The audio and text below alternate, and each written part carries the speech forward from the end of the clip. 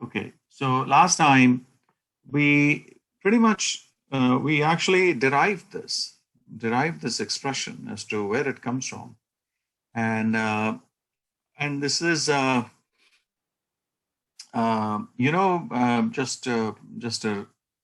recall that this is psi is called also a matter wave, because it relates matter to waves. So it's sometimes also called matter waves. And of course, the terms, what they are. Mass is the mass of the particle, when you think of it as a particle representation, and psi is the wave function associated with it. This is the potential that in which this particle is in. So what is interesting about this is that this side, or rather, I think we went through a few steps here, didn't we? Okay, let me just briefly recall anyways. So this is the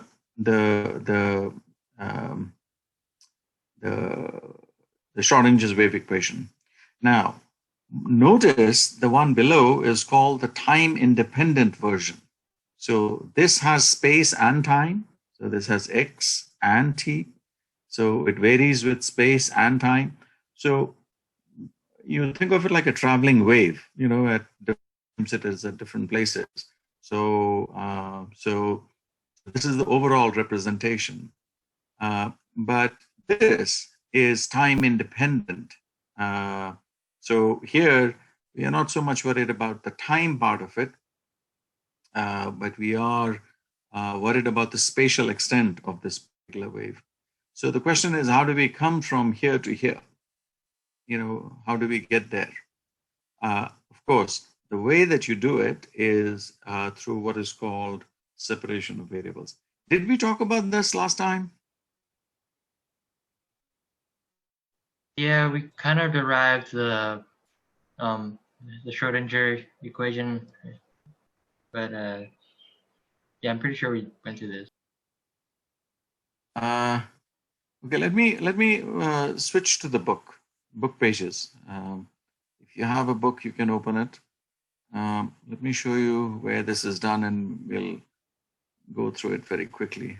Also there. Where is the book?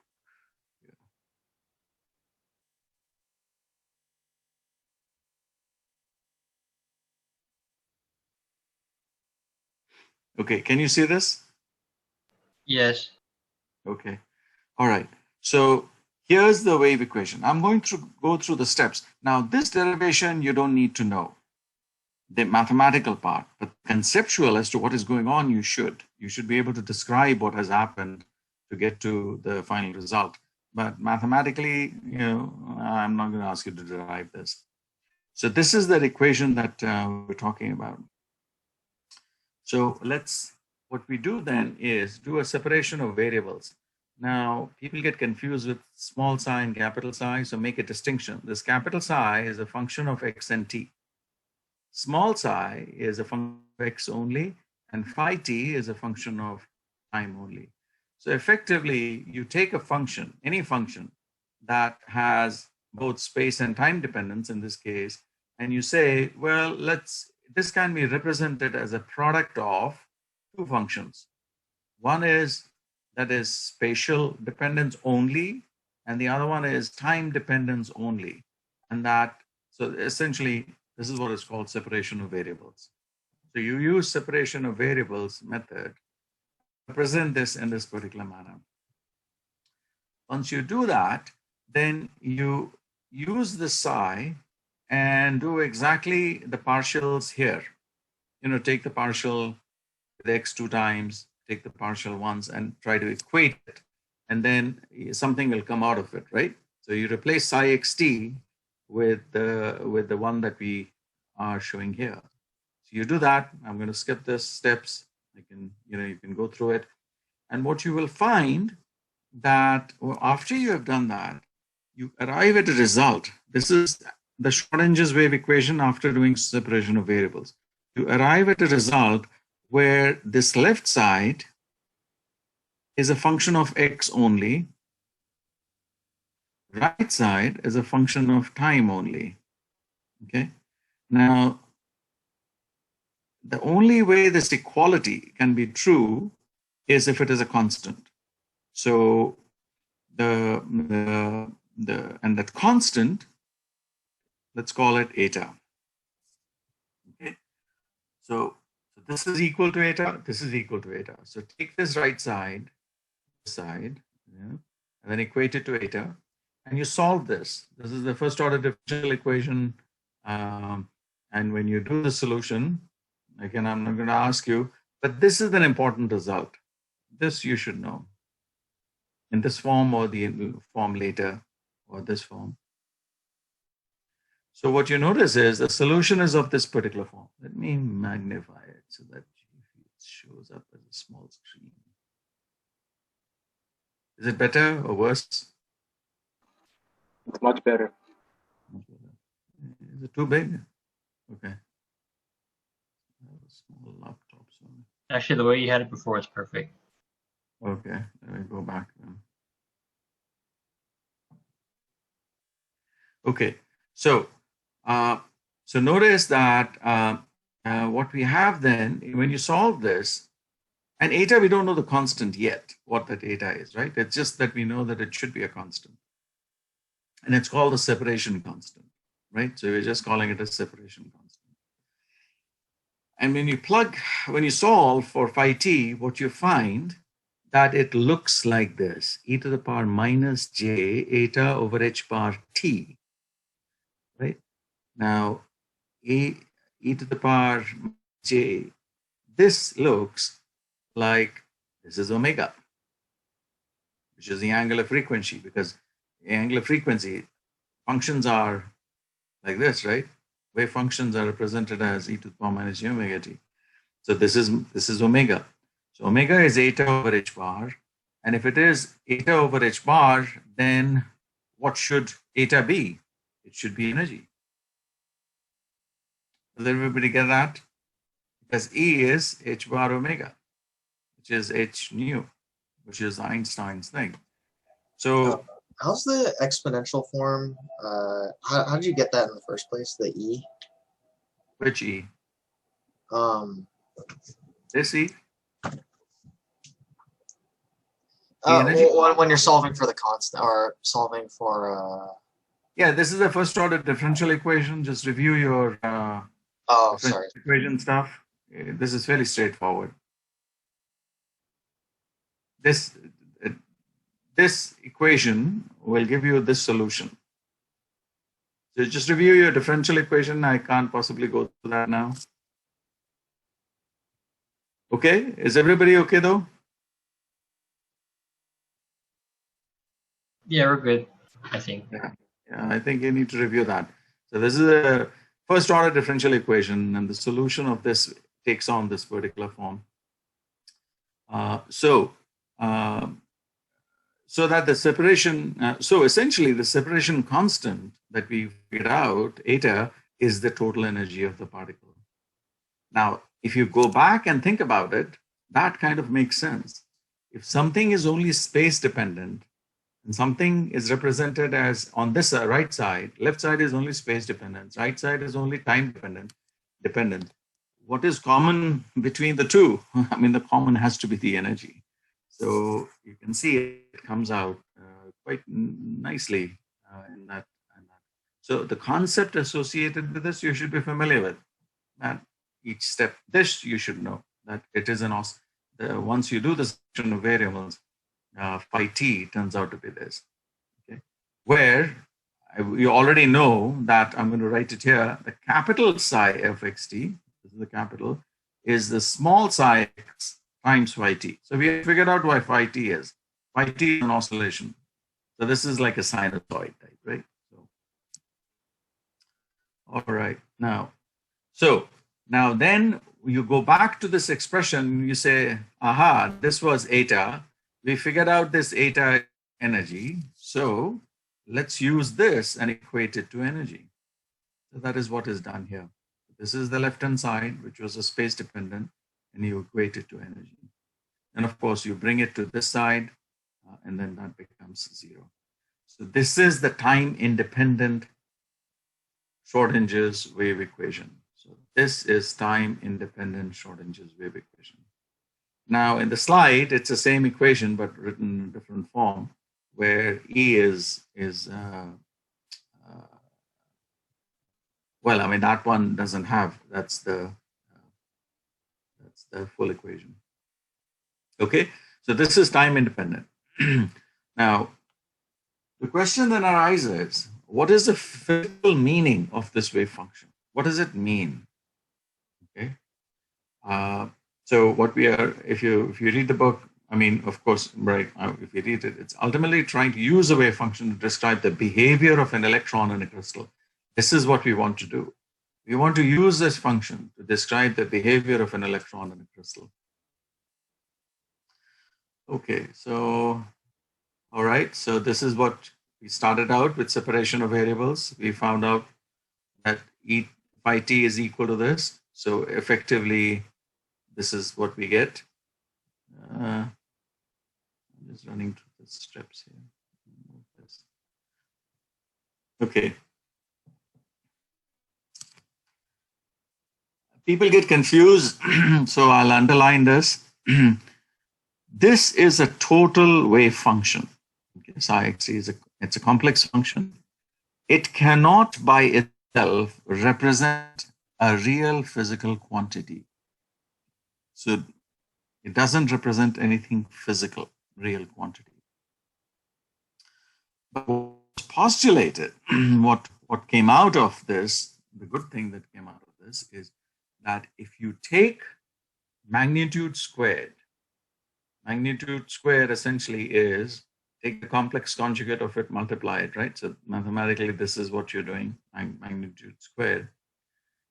Then what you get is, of course, this, because there is that e to the power minus j omega t. So when you take the conjugate, you get e to the power plus j omega t, and that simply cancels out. So what you end up with is simply, when you take this, it becomes just this. It's psi x, small psi x, and psi star x, because phi t and complex conjugate of phi t cancels out, because e to the power minus j omega t times plus j omega t, that becomes 1. So effectively, this is equal to this. Now, this is called the probability density function. This has some meaning. Why am I writing? I can just show it here. So this is it's called the probability density function, and notice that it is independent of time. Okay. While I'm at it, let me read this again. Read this on. While you're reading this book, you'll find this interesting. Is the difference between classical mechanics and quantum mechanics. We have been discussing that, right? As to justify why we need quantum mechanics. So here, this sentence is important. One major difference between classical and quantum mechanics is that classical mechanics, the position of a particle or body can be determined precisely, right? Whereas in quantum mechanics, the position of a particle is found in terms of probability. So in classical, there is no question about whether the particle is there or not, right? So, so in sort of, you can, if you just thought of an electron just as a particle, then you would be able to precisely tell where it is. But in quantum mechanics, you cannot. And it turns out that that's how it works out. So, all right. And we'll do some examples to see what does that mean. And if you recall, you might remember something from physics which says Heisenberg's uncertainty principle. So we're not concerned about that, but you can see how it connects. That you may not know precisely both the momentum and position. All right. Any questions up to this point before I move on? In the probability density function, is that a different x in that last on the far right side? This one? This? What Sorry, happened? I can't see your pointer. No, no.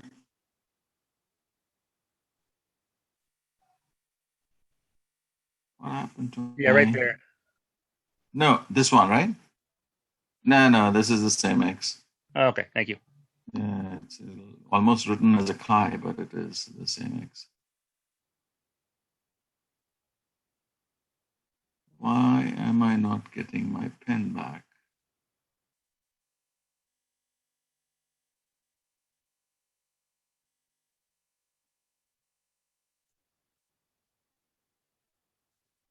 Okay. All right. So, okay.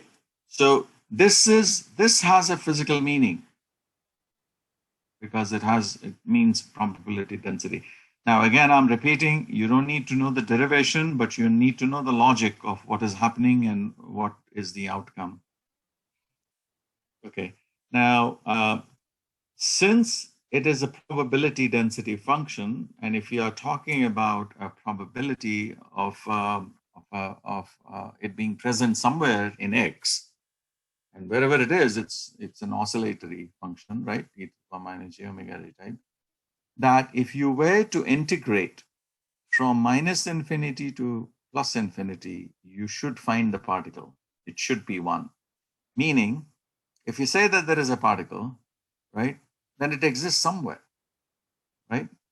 From infinity to plus infinity, it has to be somewhere. So if you integrate from minus infinity to plus infinity, you should find it somewhere. So the probability of finding it should be one. So particle somewhere is certain, right? But if you were to say, what is the probability that it is at x1? Well, that, or between x1 and x2, not x1 alone, but between x1 and x2, what is the probability of finding it in this location only? Well, it's not quite certain, not 100% certain. How would you find it? You would say, well, I have to integrate this from x1 to x2. If this will give me the probability that it is somewhere between x1 and x2.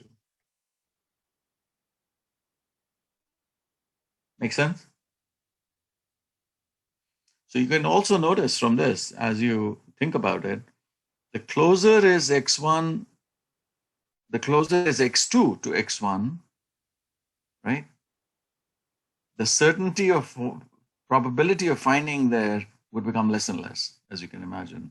In some cases, we'll see some examples. All right, so in this whole solution, or in Schrodinger's wave equation, some mathematical properties have to be true for it to work well, for it to be valid. And that psi x must be finite, single valued, continuous. You know, from your math, you know what that means. The first derivative also should be finite, single valued, and continuous. So these conditions have to be true. Okay, all right. Okay, now what we want to do at this point is, I suppose I could, let me get a feedback from you. Would you rather me follow the book pages like this and use the figures, or should I switch back to the slide?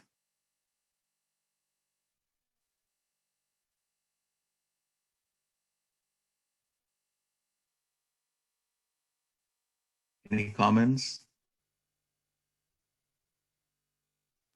Some people in the chat are saying slides. Slides, okay. All right. By the way, I don't see the chat. So when I'm doing a shared screen, so just unmute yourself and let me know. So let me go back to the slides here.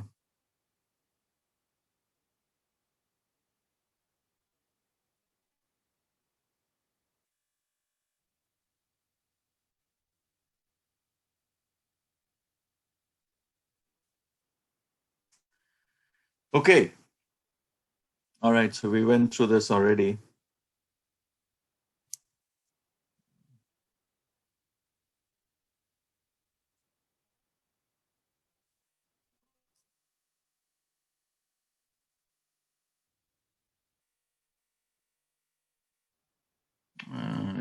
happened there?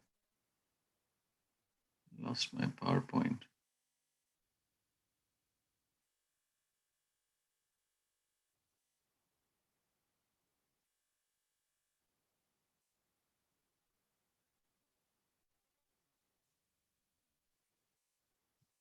Okay, so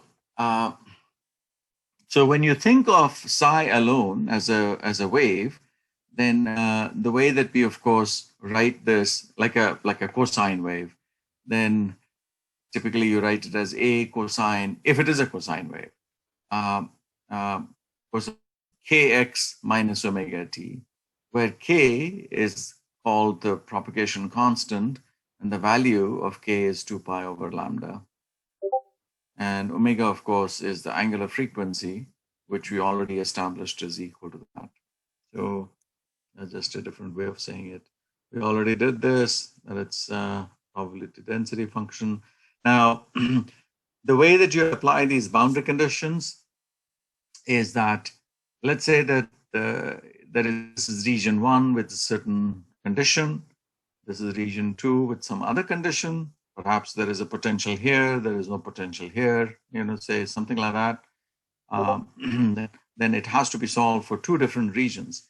And the boundary condition that we mentioned, that it has to be continuous, single valued, and so on and so forth, implies that when you solve at this boundary, so whatever you get from this side and whatever you get from this side should be the same. So you have to apply that at A, x equals A. If this side is psi 1 and this side is psi 2, now in this case, I suppose I'm using this notation, then this solution to this side is psi 1, region 1. Solution to this side is psi 2, region 2. Then at this boundary, it has to be single valued, continuous, so on and so forth. And that derivative partial has also got to be 0. So this condition has to be true for that Schrodinger's wave equation, for that whole formulation to be correct. Okay, so summary, describe the behavior of electrons, and we are going to look on what is the result under various potential functions. So this is examples coming up. Next, the understanding of electron behavior is crucial to understand the wave particle duality is important element of Schrodinger's wave forms a basis of describing and predicting the behavior of electrons. Nothing new here, repetition. All right, now, this is the first example. And the example is, in this particular case, this is just qualitatively looking at it, that we are interested in the following scenarios. So the first scenario is this one, actually on the right side. The first scenario is consider infinite potential well. So what does that mean, infinite potential well? Meaning for x less than 0, the potential is infinite. For x greater than a, x equals a, the potential is infinite. So this is the only region between 0 and a where there is a realistic solution, meaning when v becomes infinite, there is no solution to this. You cannot have any psi, any valid solution psi in these regions. So for instance, if you were to describe this as 3 regions, you would say this is region 1, this is region 2, this is region 3, and you would say psi 1, there's no solution. So the answer is not 0, no solution. Psi 3, no solution, because it's infinite potential. Psi 2 has a valid potential or a valid solution. So you'll get something psi 2, which will be a valid solution. So let's take a look at this. The second example that we are going to look at is that it is a finite potential, right? If it is a finite potential, then what happens? Then there is a valid solution, all 3, and what does it look like? Now here, you already see what the solution looks like. right? So nothing here, or actually psi 0 is perhaps is a valid solution because you put zeros all over, so you get 0. So so this is a valid solution, right? So let's take a look at how we get to that in derivation. Okay, now.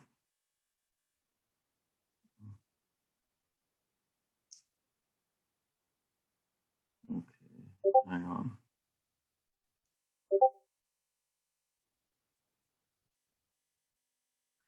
Actually, this the slide is a little messy, so bear with me. I'm going to go back to the book because book has cleaner look to it.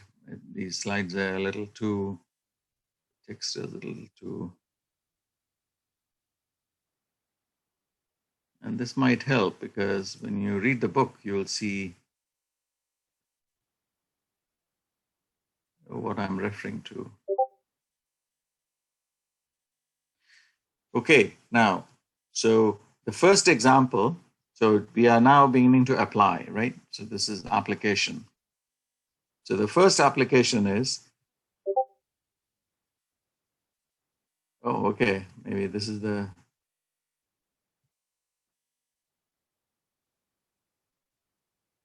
electron.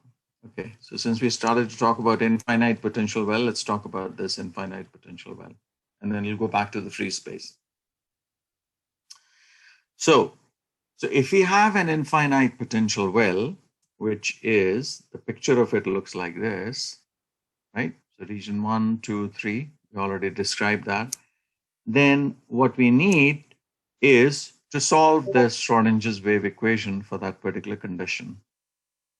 Okay, so here, if it is infinite, psi x is 0, I suppose it's a valid solution, but really, that essentially what it means is not a solution. There is no finite solution, non-zero solution. So what this means is that in region 1 and 3, where it is infinite, the probability of finding the particle is 0. Essentially, it cannot exist. So now, so so what is the time independent Schrodinger's wave equation then? In the middle region, we are saying there is no potential. Outside, the potential is infinite, but in the middle, the potential is 0, meaning in this region, V is 0. There is no potential field. So the equation becomes, and I'm going to just skip the derivation, but show you the highlights. So V is 0, so you get this equation from here to here, and you solve this equation. The general form, the particular form of the solution looks like this. K is equal to this. You apply the boundary condition. Remember, it has to be single valued and finite at that interface at the boundary. So psi at x equals 0, meaning psi at this point and psi at this point has to be 0, right? Because there is no solution or it's 0. And then in the middle,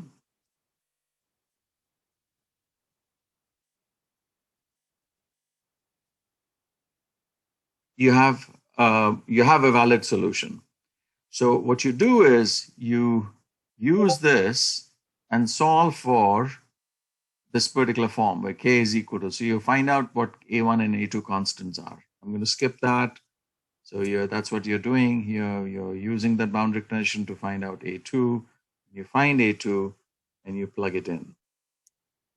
And A2 becomes equal to this. Your solution becomes this. I'm not going to ask you for the derivation, but you should know why how we got to this. Now here, notice that this part, the validity of the solution is only if K is an integral multiple of pi over A, because it's a sinusoid, right? So K is n pi, it's an integral multiple. So it has to be n pi over A.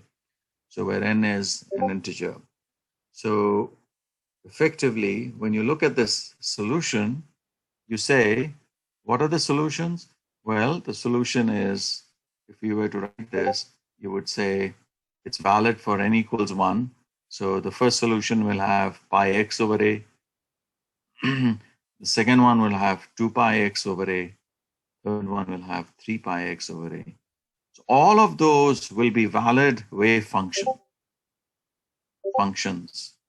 All of those will be valid wave functions for this particular case.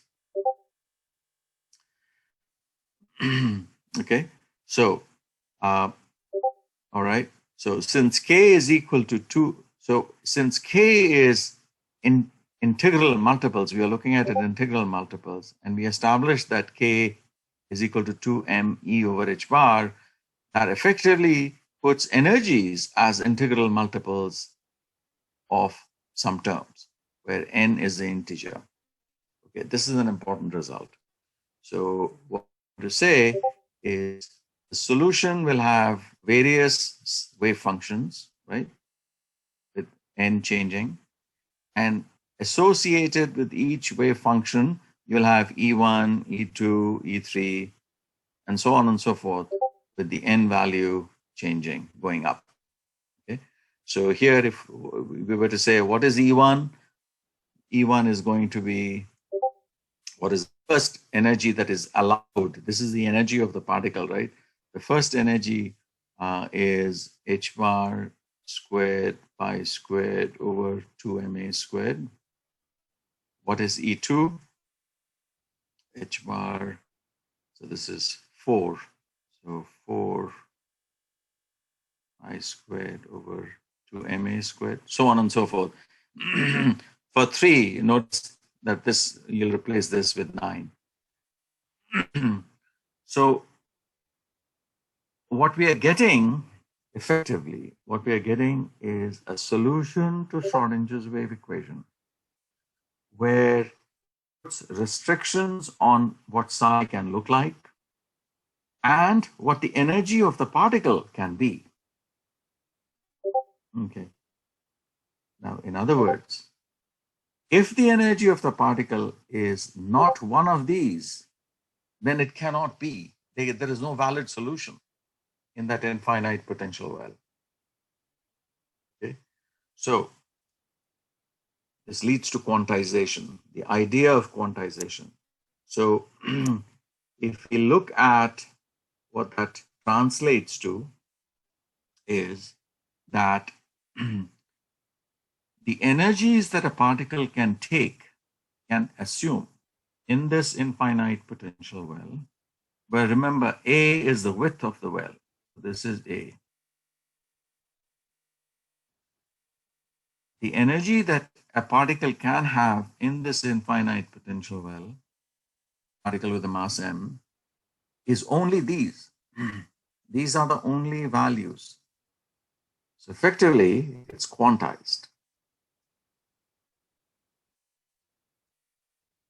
Okay, so under these conditions, in this scenario, the question could be, whatever this unit is, so let's say this is 10, 11, 12, 13, 14, 15. So if I were to say, in these units of this, can that particle take on this energy? So 13. The answer is no.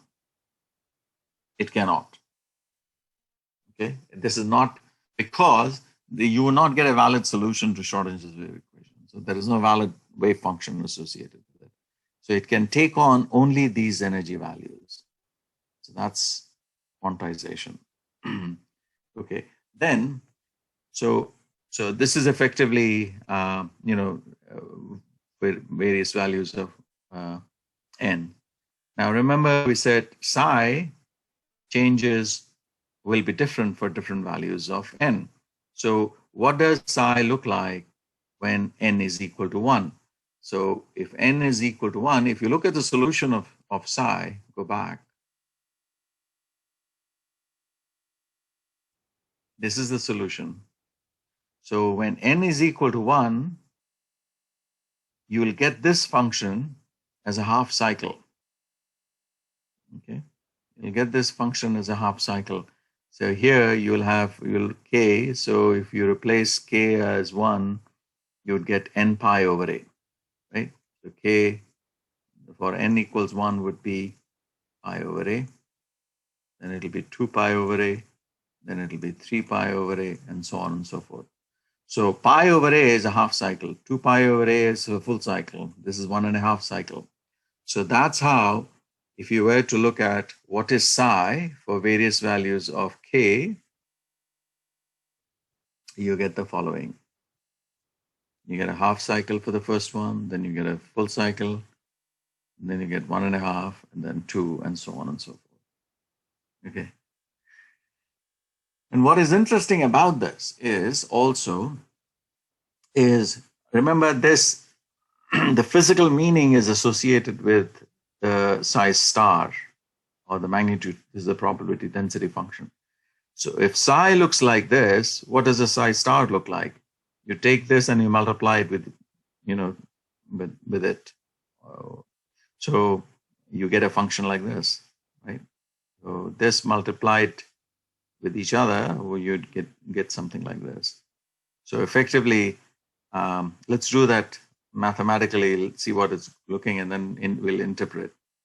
So for k as 2, you get a full cycle, and this is psi star or magnitude squared would be, these get multiplied and you get 2 peaks. Minus minus would become positive, so you would get 2 peaks. Here, multiply with each other, you'd get 3 peaks, all magnitude. So you'll get these 3 peaks. Here you'll get 4 peaks because these are the max values, and you multiply and you get this. How do you interpret this? The way that you interpret this is that the probability of finding a particle, if it has energy equal to E1, corresponding to E1, where n is 1, right? Units of. So this is n is equal to 1. So if we call it E1, if there is a particle with energy E1, then of course we know that there is a valid solution. Then what is the probability of finding the particle within that well, between X and A? Now it turns out it has maximum probability at the center of the well. At this energy, in this well, the maximum probability of finding the particle, highest probability of finding the particle, is right at the center of the well. If it has energy equal to this, then highest probabilities are in 2 locations and nearly 0 probability at the center. You carry that thought forward, right? So higher energy here, as you go, you find more and more spots where the probability is high of finding the particle. Now, here's a thought. If n is very large, what do you think psi star would look like? If n is very large. 4, you see 4 peaks. If n is huge number, 1,000, you would see what? 1,000 peaks, right? Yes, actually, maybe. So it'll be like that, right? And increase n even larger. So effectively, what will happen is you're beginning to see that this max is sort of, the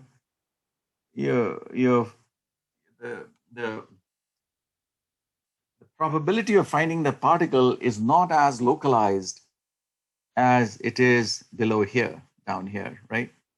It sort of spreads out even more. Effectively, if you think of a particle in free space, right, then there is no potential well. That's an infinite potential well. So let's go back to a particle in free space. Let's say there is free space, meaning I'm increasing the energy of the particle to a very high value, but I'm thinking in terms of an infinite potential well. So the other extreme that I can think of is that the electron is in free space. There's no potential well anywhere, right? So under what condition, or what are the energy values that this particle can take? Or how would you represent this particle in free space? And of course, the answer has to come from solution to Schrodinger's wave equation, right? And you know the boundary condition here. So potential is 0. There's no well. It's not confined to anything. It's in free space. It can exist between minus infinity to plus infinity anywhere. So when you solve this equation, the solution comes out of this particular form. And these derivations I'm not going to ask. Now here it's intuitive to not only solve for psi, but also throw in phi t, multiplied by phi t. So this is the overall wave function. So you see, you get these two terms. Okay. Now notice, this is a traveling wave. This is exactly what is the solution of a traveling wave. One in the positive x direction, the other one in the negative x direction. I have 2 minutes.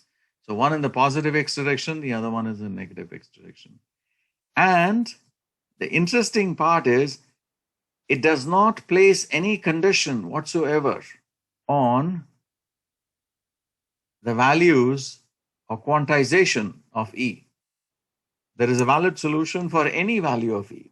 So you give it a value of E, there is a solution, valid solution. So there's no quantization. So effectively, what that means is, electron in free space can assume any energy value, any, as opposed to what we were discussing. If it is confined to a potential well, and that particular example was an infinite potential well, then there's quantization. It can take on only specific values of energy. For other values of energies, there is no solution. So it cannot exist in those. Okay, so this can take on any value of E. So there's no quantization. And what does the probability density function look like? So, it'll look like AA star, which is a constant. So A is constant and AA star becomes constant. So effectively what that means is that a free particle with a well-defined momentum can be found anywhere with equal probability, because this probability density function is constant, right? It's a constant. So it'll be of equal probability anywhere in space it can be found. So, and that kind of makes sense. But a localized particle is quantized. All right, I think I have covered up to here. I think I like this. I'm going to follow this book for these, because I can show the equations and how they come about instead of slides. Slides are a little messy for these equations.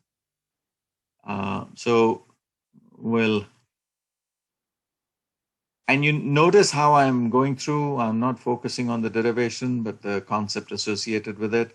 So throughout the rest of the chapter, that's exactly what I'm going to do.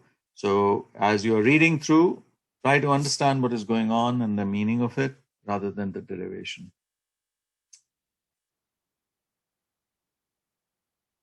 Okay, any questions? For the total energy, where there's like an n, can it be 1 or 2 or 3 or above? Can that equation only be applied to infinite potential wells? Well, you're solving it for infinite potential well. So whatever the premise of the problem is, that solution comes out because you considered it to be an infinite potential well. So if you consider some different kind of potential, you'll get a different solution. You won't get the same thing. So for each case, you would have a different solution. Okay, I understand.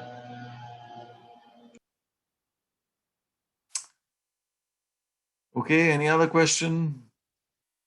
If you have a question, you can hang around, but the others, if you don't, you're welcome to